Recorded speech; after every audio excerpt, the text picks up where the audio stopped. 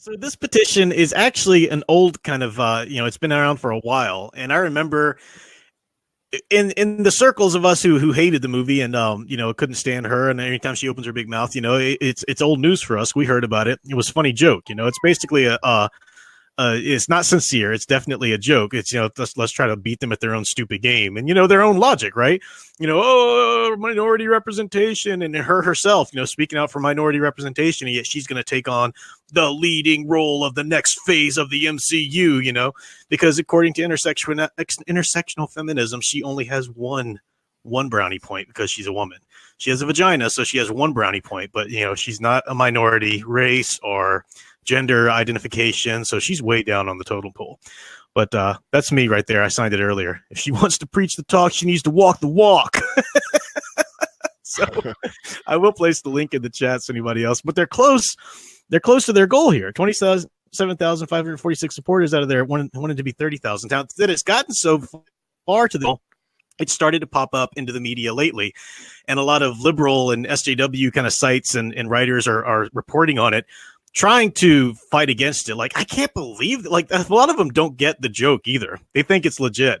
But demand Captain Marvel is played by a woman of color, not Brie Larson. And it's so well written. Look, we need Brie Larson to step down from her role to prove she is an ally of social justice and ensure a gay woman of color plays the role. Let Monica, the original female in Black Captain Marvel, instead of whitewashing characters for the benefit of the straight white men running Disney. I mean, they crafted this with all the right words and everything. She hasn't donated money to any charity other than the Motion Picture Television Fund Foundation. It's time for her to show she is not all talk. It's brilliant, and it got so much traction that it's actually getting airplay again in the media. So I'm going to put the link in the chat if anybody wants to go and sign it as well. But these articles just can't handle it, and they're like, "This is horrible. She's a great role model," and I don't know what they're talking about. But it's like they don't even know what to say against it because it's using their own terminology against it. And like I said, many of the articles don't even get that it was a joke anyway. So they're like, come on, guys, I'm going to have a daughter soon, and she's a great role model. I think that Umbrella guy did a video on it recently. Some other people have been talking about it. Yeah.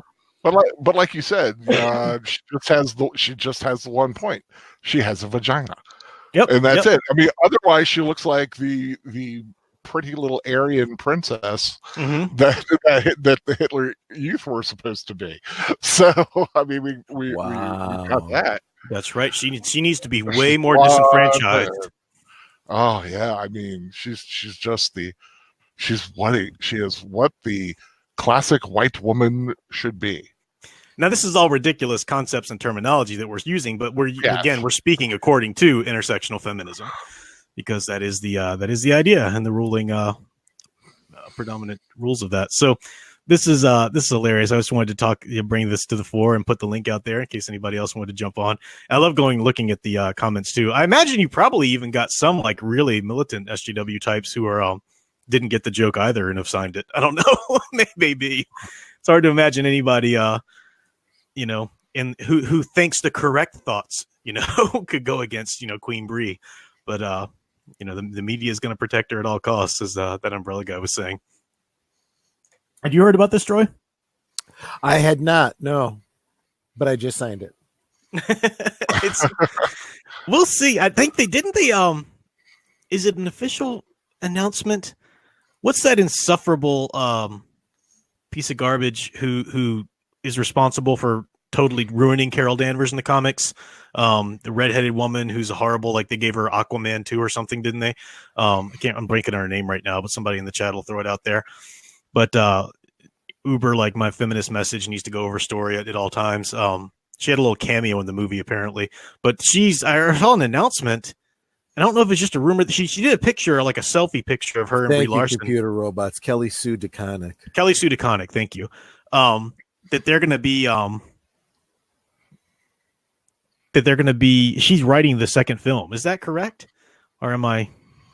That's just flipping genius. Yeah, right. I mean, because the thing was, like I was saying before, they haven't released any buzz about a second movie.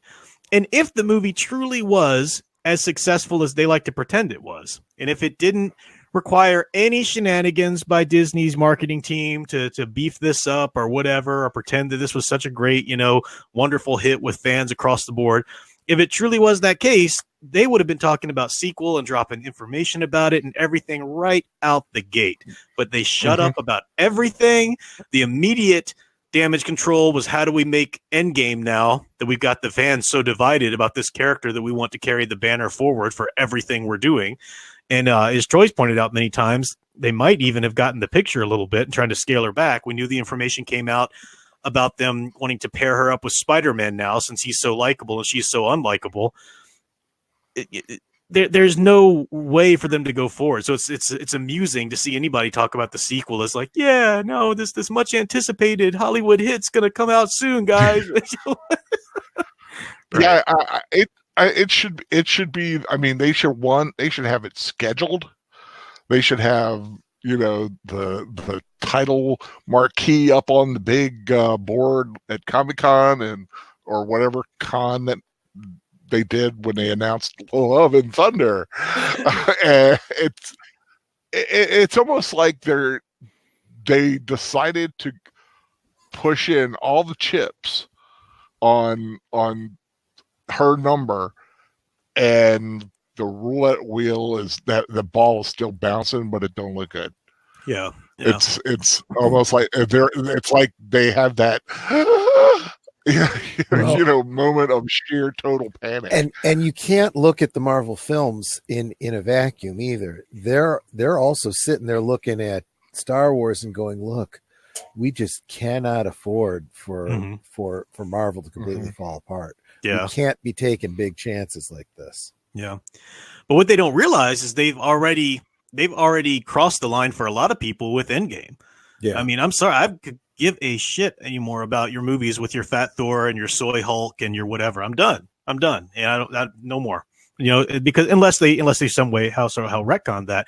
And like I said before, they, Spider-Man Far From Home, that was, already on the books and that came out soon after. But since then, what have they done or what have they even talked about? The thing they talk about most is Eternals, because that takes place, at least for this first film, completely detached from everything else, probably, how the usual first movies come in and, have their own thing going on. There's been trouble with the Doctor Strange film. And, I think it's telling that they're at a stalling point. Yeah, there's just no buzz. Yeah.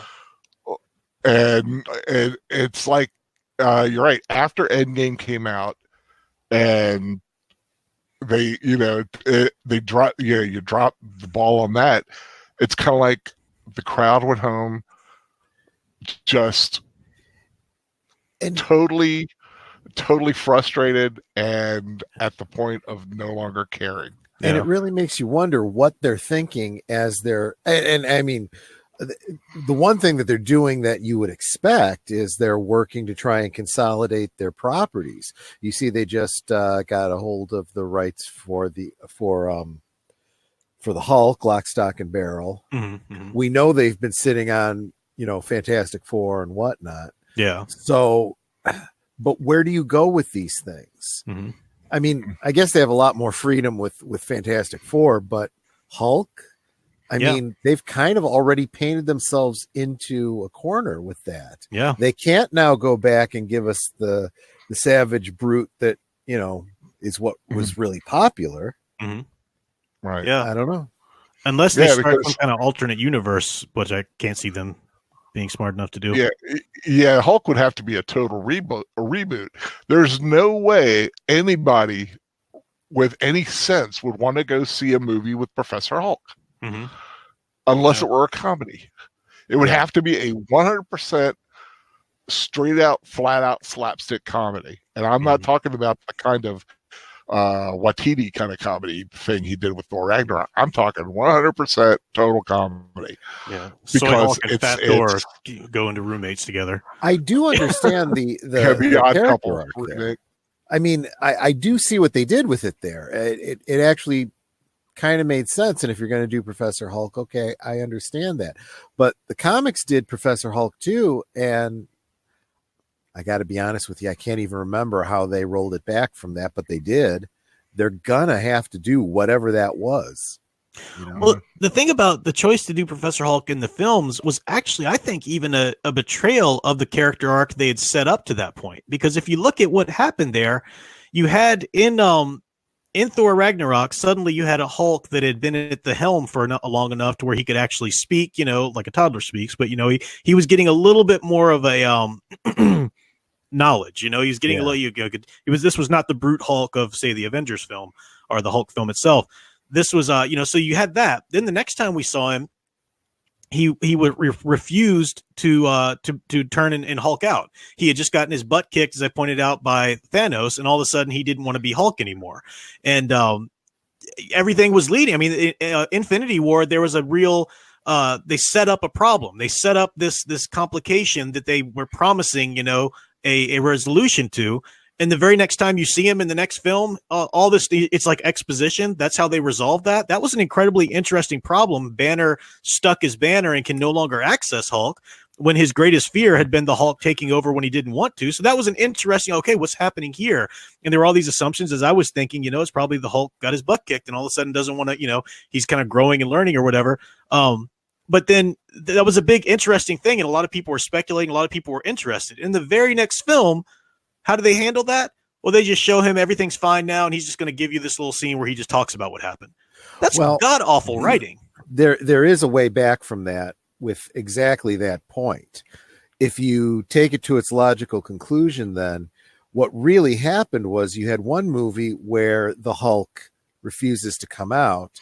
The next movie, you have the physical body of the Hulk, but entirely the mind of Banner. There's no Hulk there as far as personality goes. So you could have a next film where the mind of the Hulk comes back, is what you're saying? That's what I was getting at. I mean, that character is still subjugated and buried. And if he decides to burst forth again, he's going to burst forth with, that much more, rage and, Vesuvius going on. Now, I don't really believe that Marvel will do that. I don't give them that much credit, but that potential exists. I think there's a possibility to kind of backstep it a little bit. Well, actually, you'd be moving forward, but it would have to bring in the She-Hulk, do the origin story of the She-Hulk, and somehow involve Professor Hulk trying to save her, but in saving her, she gets the smart Hulk part, but then he regresses to Rage Hulk. Well, isn't he supposed to be in the She-Hulk series when they do that on Disney Plus? I have no idea, but I'm just saying maybe. That. But that would be one way to do it, where his professorial component ends up in her, and he ends up having to go back to the Rage Hulk. That is an excellent idea. And what's ultimately going to happen with that is then she's going to turn around and beat the heck out of Hulk, and Hulk's going to go, "You really are the strongest." Exactly. Exactly. It's going to be Supergirl all over again. Yep. Exactly. Yeah, that's the thing. I mean, even when you can come up with, this is what they could do. They could do this, and this would kind of help them out of this problem. But this is how they'll ruin it. Yeah, that, and plus it's all still going to be set in the universe where all this nonsense has gone down. You can never, no matter what you do to Thor now, you can never forget that moment he became the Big Lebowski. Right. It's like, what? Who signed off on this shit? I mean, it's so bad, but